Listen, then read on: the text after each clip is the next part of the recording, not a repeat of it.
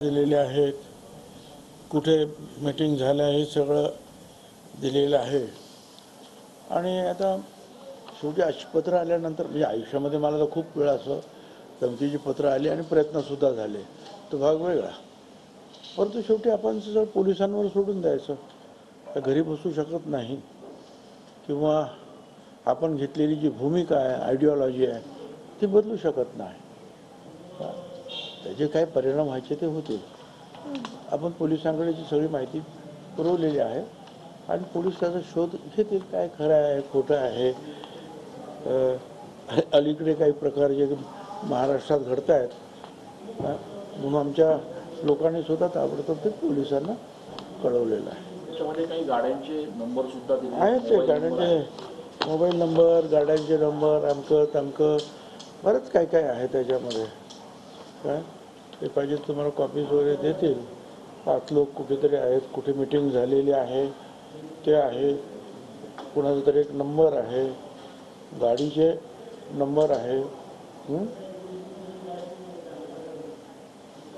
असं बरंच काहीतरी आहे त्याच्यामध्ये. ज्या हॉटेलमध्ये मीटिंग झाली, हॉटेल समोर मीटिंग झाली,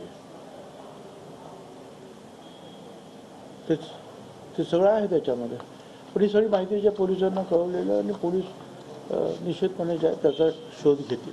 साहेब, इतर वेळेला फक्त धमकी येत होती, मात्र आता कट रचून की मारण्याचा प्रयत्न, सुपारी, असे सगळे प्रकार जे आहेत ते अतिशय धक्कादायक आहे. धमकीपेक्षा हे जास्तच धक्कादायक आहे.